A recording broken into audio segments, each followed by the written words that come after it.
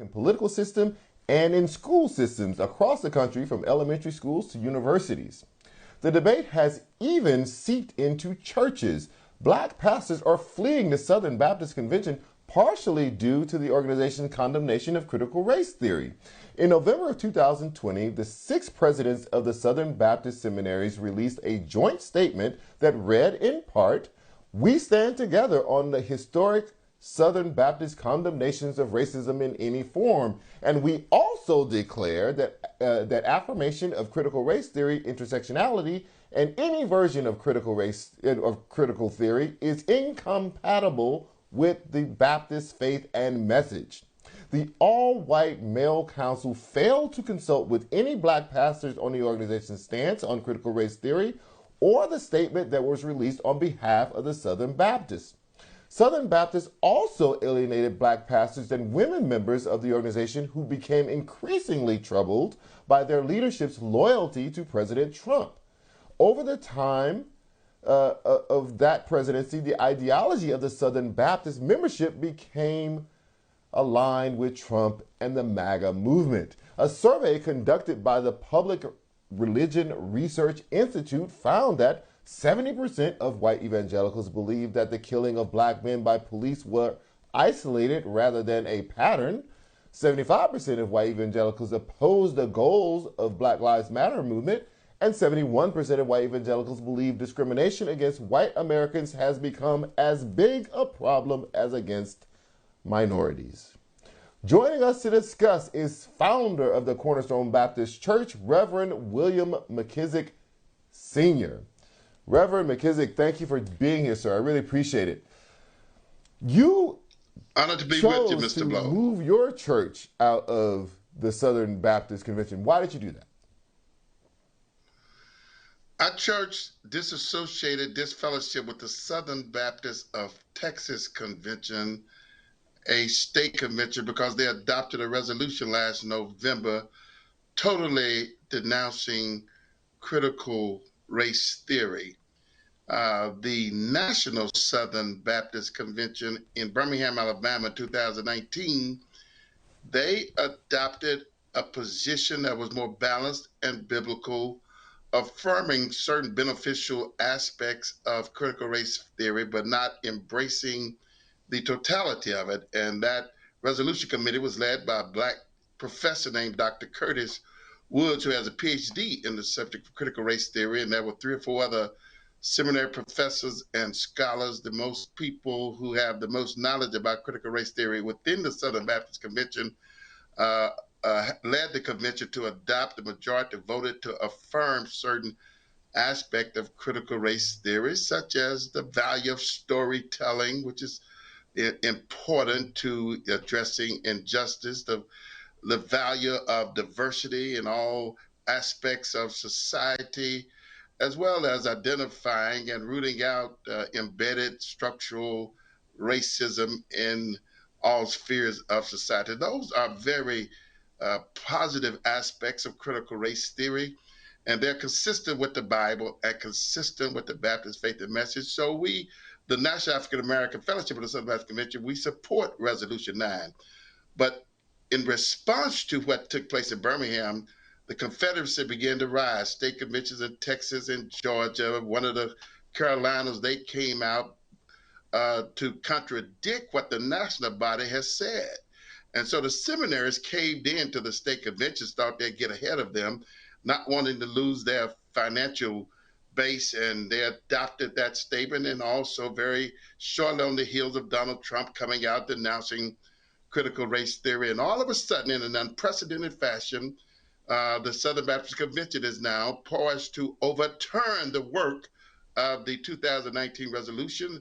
That was a black professor, Dr. Walter Strickland from Southeastern Baptist Theological Seminary, on that committee as well. A very good resolution that embraced certain aspects. If it's true that critical race theory says that all white people everywhere are racist and oppressors, I would reject that. That would not be 100% true of all white people everywhere in every situation.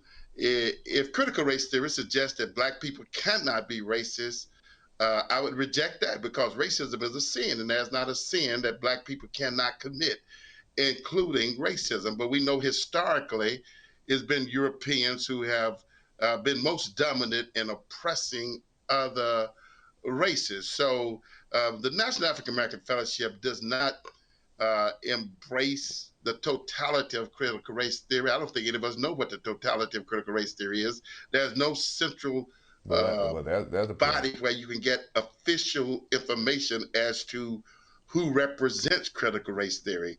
But we do affirm certain aspects, and I've mentioned what some of those, like the Tulsa situation, that story should be told.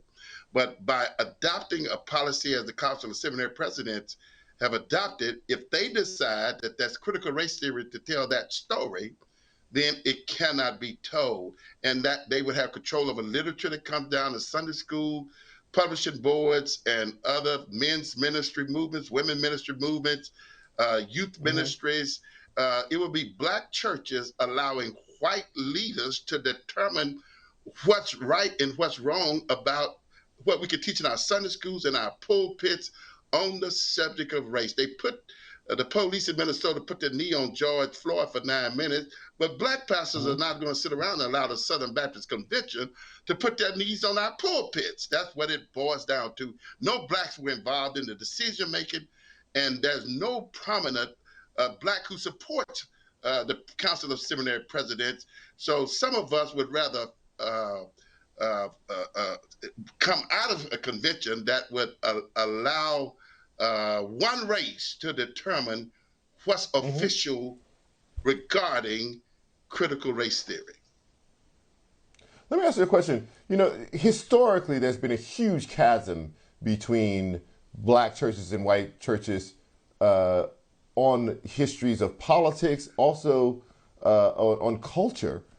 Do you believe Yes. that what we're seeing now is widening that, reopening a wound? How do you see what is happening now in a historical context?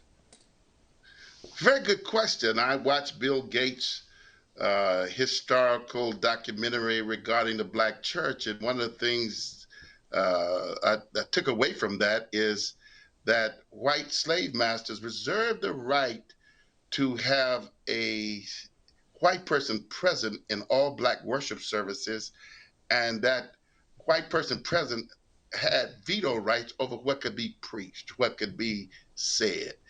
And the decision by the seminary presidents remind me of that, that if they said you are incompatible with the Baptist faith and message, if you tell certain stories or you teach certain things. So now all of a sudden, we got 6 white seminary presidents telling pastors and who are training Black pastors in seminaries that certain things they refuse to define it, they refuse to be specific, but anytime they throw the red flag and say what you're teaching or saying or the stories you're telling uh, constitute critical race theory, and we have declared that out of bounds, we are giving them power over our pulpits, our chapel speakers, our lectures, and I think that is just beyond wise of Black pastors to yield that kind of power to the white power structures of the SBC. Really, it's quite audacious that they would ask that they would demand that, and they determine. Nobody Black will make decisions about what violates this policy. Everybody who decides whether you're Right. incompatible with the Baptist faith and message based on their interpretation and application of Christian racial theory would be a white person. Right. So this, the Reverend lesson McKissic, I have learned less than a minute is to left. throw back to slavery. Right, I have less than a minute left. I just want to get your opinion on where you think we're going from here. Will more black churches move away from the Southern Baptist Convention, or or do you believe that we'll find some détente here where people will settle this in a different way? Very good question. The annual meeting of the Southern Baptist Convention will be convened in Nashville, Tennessee next Tuesday and Wednesday, June 15th and 16th. This matter, it is believed, will be debated very fervently on the floor of the convention, and some decision will be made. Quite often, the resolutions committee will present a resolution that sort of declares the thinking of the SBC. And I think they're trying to use the wisdom of Solomon and try to appease both sides. Maybe God will give them the ability to do that. If they stick with Resolution 9 as is, the National African American Fellowship is on record saying we're pleased. Many of us will remain or renew our engagement with the SBC if they leave this wonderful resolution constructed by blacks, whites, men, women, people of different ages, that's in line with the Bible, in line with Baptist doctrine, and again, constructed by the most knowledgeable people in the convention. Will be pleased. But there's a radical group that wants to overturn that. They are upset by what took place. And I think, quite frankly, they rejected the leadership of the black chair of the committee. If they actually vote to overturn or rescind Resolution 9, I think you'll find, I don't know if it'll be a mass exodus.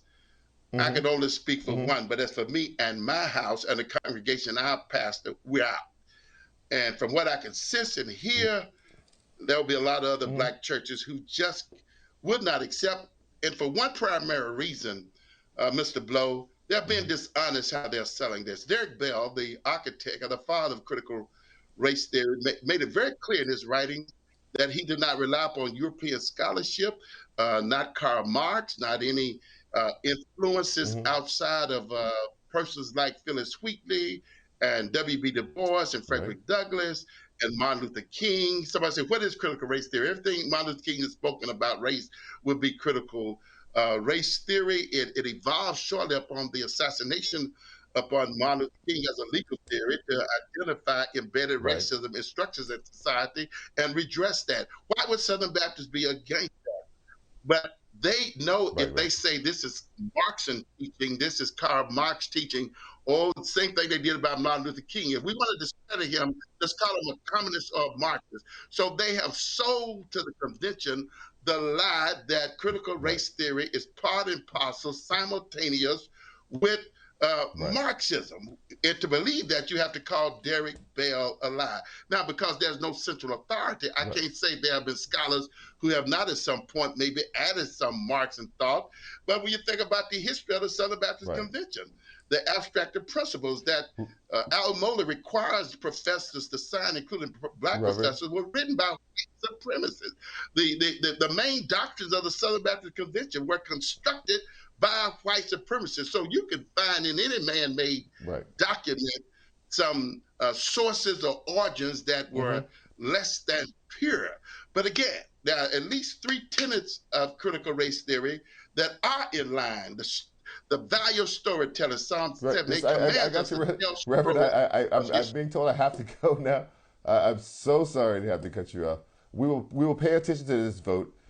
However it comes out, I hope that you'll be willing to come back on with us and discuss what comes of that vote and what black churches decide to do in regard to the Southern Baptist Convention. I want to thank you very much for your time tonight, sir. I really appreciate it.